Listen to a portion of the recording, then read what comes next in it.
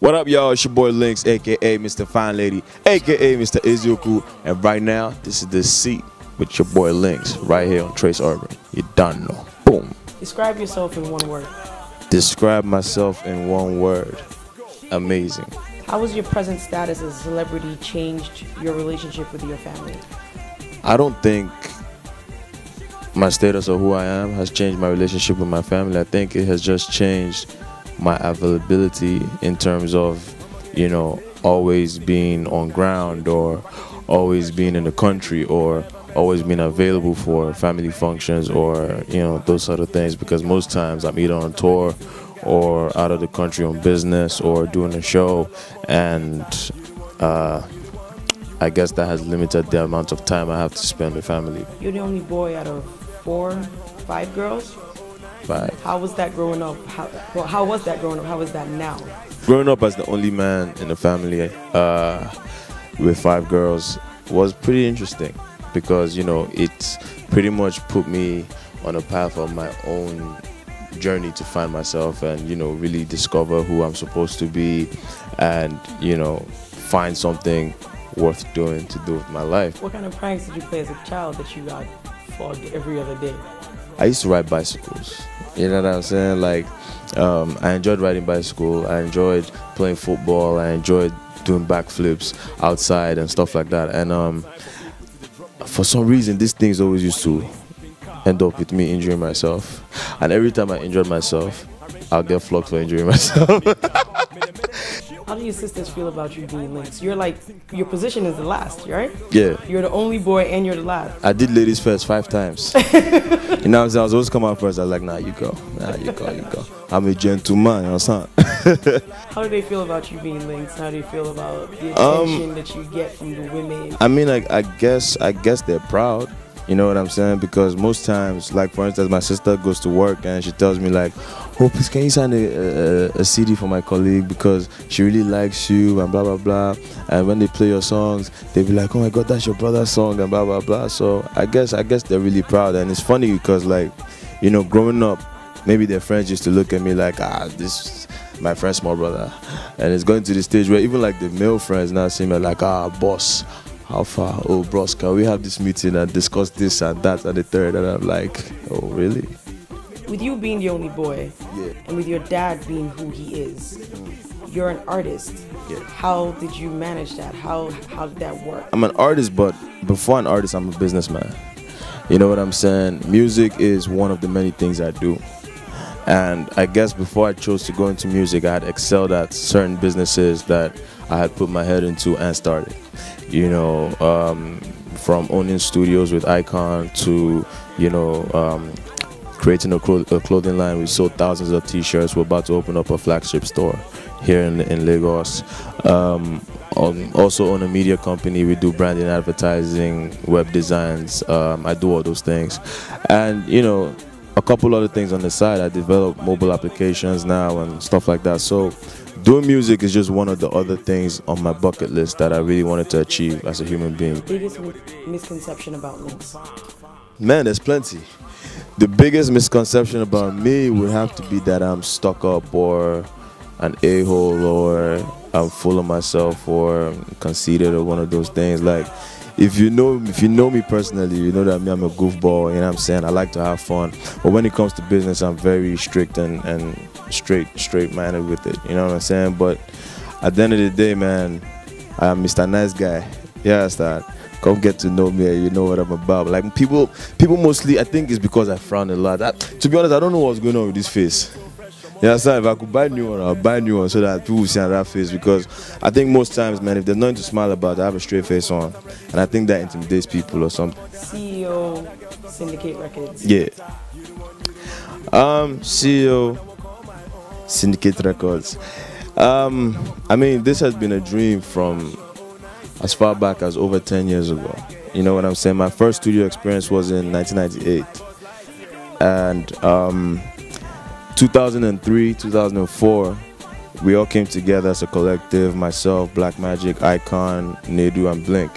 And one of my boys, Andrew, he lives in the States now. And, you know, we just started rapping together. We used to rap in my house, behind the curtain, with a very whack mic and whack computer, and really started from the bottom type thing.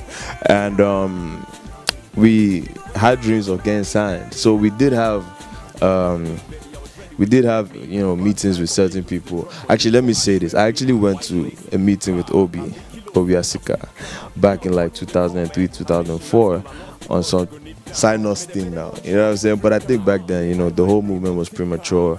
We were rapping like Americans. You know what I'm saying? And not necessarily like he rejected us, but he was just not ready. Meaning of syndicate. The meaning of syndicate. Our meaning of syndicate is pretty much a group of people coming together for a common goal, which is, a bunch of, artists coming together to make good music. What was your first job? In 2003, I had a job at a law firm. I used to file papers, and they used to pay me $2.5 a month, and that money went a long way. I mean, I'll go to Silver Bed, I'll go and watch film, buy a popcorn. 2.5, like 2,500 naira. 2.5 a month, yeah. I'm serious. And what I used to do, I go there in the morning, 8 o'clock, sit down and file papers that have been dumped on the floor. And like, for instance, in the room with the cabinets and stuff like that, they just have like files on the floor, and basically I'm supposed to put them in order. And you do that till like 5 o'clock, and you almost run mad, because to be honest, they're just giving you something to do. They don't need you to do that. What do you want people to say about you when you die? When I'm 90 something and I die, amen. People remember me for that person who brought a certain standard to Nigerian music worldwide.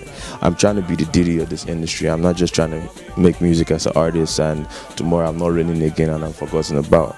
You know what I'm saying? I'm trying to bring a certain standard to the industry. In 2010, when I did my album launch at the Federal Palace, and I spent a lot of money. I didn't even start making that much money then. But that album launch cost about over 5 million at that point in time, 2010. And I remember a lot of friends in the industry kept asking me, like, why are you spending this much money on an album launch?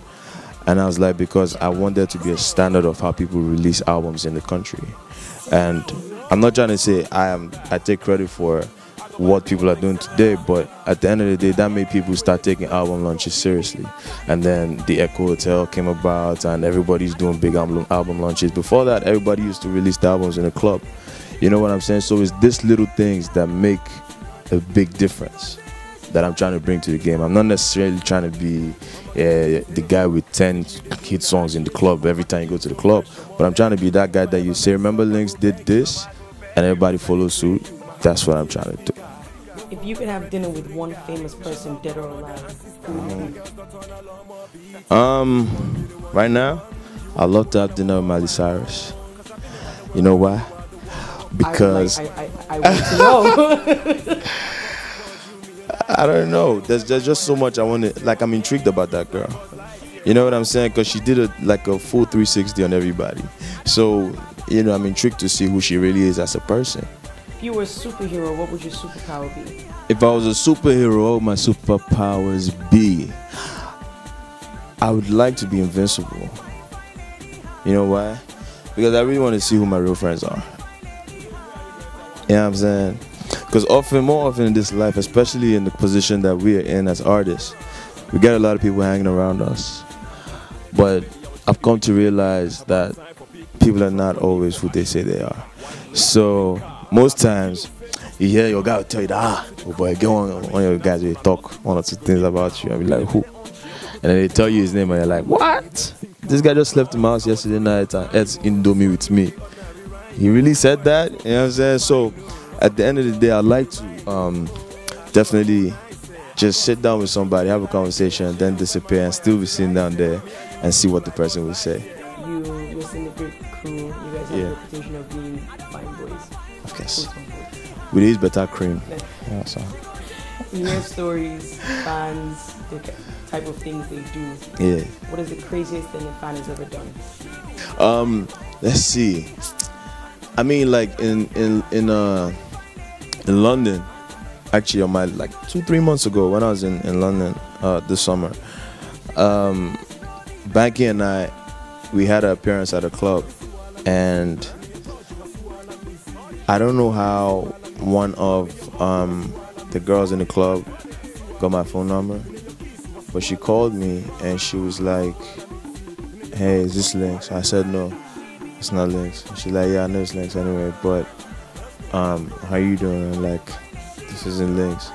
She's like, I know this is Lynxxx. Listen, so gave me your number, and he told me that if I call you, I will be calling you for one thing. And I'm like, okay, this is Lynxxx. What are you talking about? So I'm like, yo, what is that one thing? Like, what are you talking about? And she said it, and I was like, wow. Like, really? And she's like, yeah. And I told him I don't mind. So I'm like, yo, wow. Like, I was actually so weak that I had nothing else to respond. Like, I had no comeback for that, though. And I know she's probably gonna watch this interview. I won't say your name. Don't worry, you're good. You know what I'm saying? Do you have a crush? Do I have a crush? I mean, Rihanna is my ex-girlfriend, so I wouldn't call that a crush anymore. But I think I have a crush on Miley Cyrus right now. And Kelly Rowland. In Nigeria, let me see. Who do I have a crush on?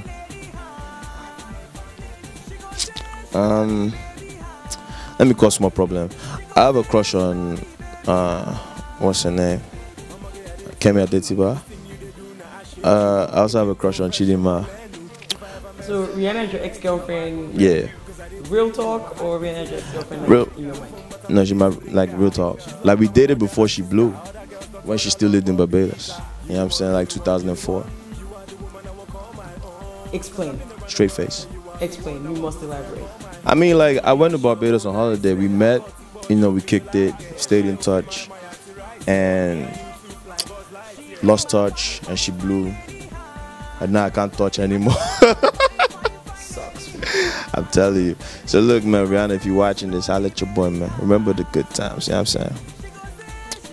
How long did you guys date for?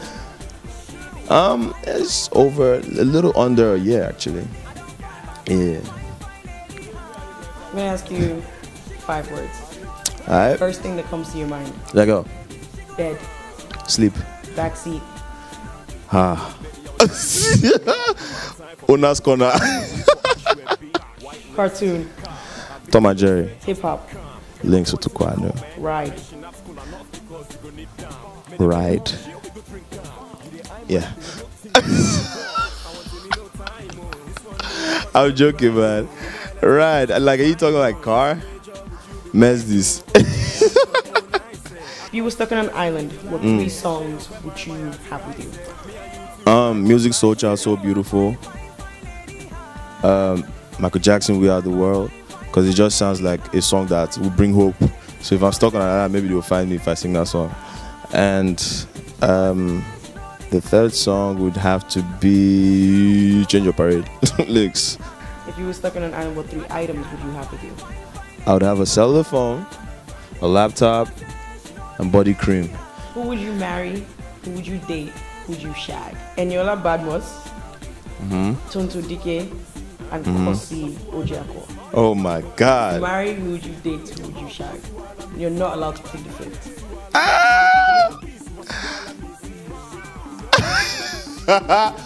Trace, I hate you guys for this one. Let's see, I'll marry Kosi.